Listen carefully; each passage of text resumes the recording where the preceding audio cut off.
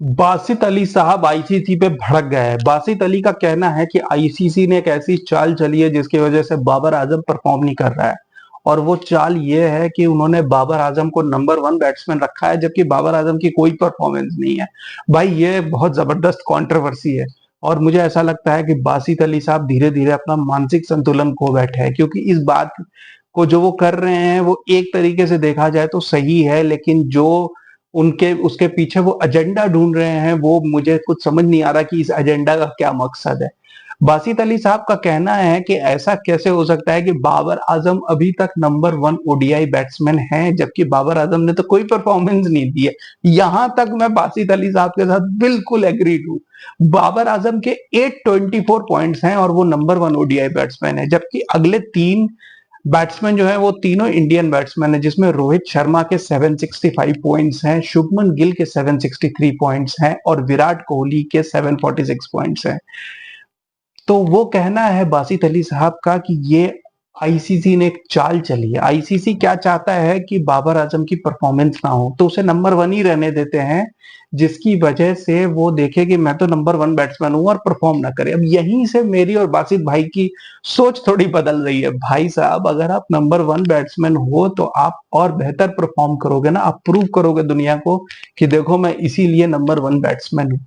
ऐसा थोड़ी ना होता है कि मैं नंबर 1 बैट्समैन हूं तो मुझे परफॉर्म करने की जरूरत ही नहीं है। हाँ, बाबर आजम साहब लकी इसलिए हैं कि जब बाबर आजम नंबर 1 थे during last year Asia cup, और उस टाइम के जो नंबर 2-3 बैट्समैन थे वो काफी खराब परफॉर्मेंस कर रहे थे, और उस टाइम के जो नीचे के बैट्समैन थे जैसे विराट कोहली जिनकी रैंकिंग काफी गिर गई थी, रोहित शर्मा भी टॉप 10 के बाहर थे, उन लोगों ने उस टाइम परफॉर्म किया। तो बाय द टाइम वो टॉप 3-4 तक पहुंचे, वर्ल्ड कप खत्म हो गया, ओडीआईज उसके बाद हुए नहीं, इसकी वजह से बाबर आजम की रैंकिंग बच गई। जबकि आपको यह भी बता दूं कि शुभमन गिल नंबर 1 बैट्समैन बन गए थे पिछले साल की वर्ल्ड कप के दौरान, जब बाबर आजम की परफॉर्मेंस नहीं थी और शुभमन गिल अच्छी परफॉर्मेंस दे रहे थे। लेकिन क्योंकि शुभमन गिल साउथ अफ्रीका में ओडीआई सीरीज खेलने नहीं गए, तो एज पर आईसीसी रूल्स उनके पॉइंट्स डिडक्ट कर दिए गए।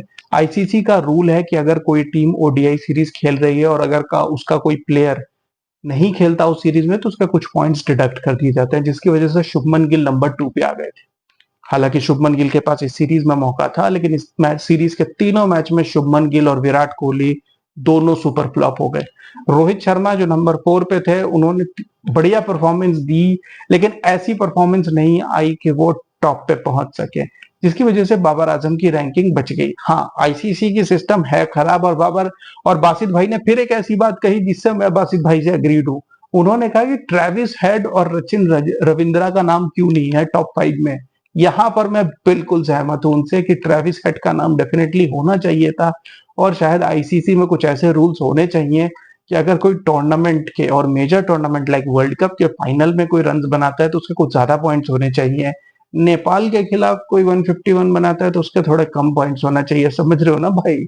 वरना इसी तरीके की कंट्रोवर्सी होगी। और बासित भाई ने बिल्कुल सही बात कही है, क्योंकि ये रैंकिंग सिस्टम कुछ काफी अजीब है। अभी हमने देखा कि नेट्स में बॉलिंग करते समय, बैटिंग करते समय रादर, खुर्रम शहजाद की बॉल पे बाबर आजम को काफी चोट भी लग गई, वो क्लीन बोल्ड भी हो गए। हालांकि ये चोट बहुत सीरियस नहीं है और वो पहला टेस्ट मिस नहीं करेंगे, लेकिन काफी टाइम से बाबर आजम का स्ट्रगल आ रहा है। इनफैक्ट पिछले साल नेपाल के खिलाफ के इनिंग्स के बाद से उनकी कोई सेंचुरी नहीं आई है, लेकिन वो नंबर 1 पे बने हुए हैं बाय अ गैप।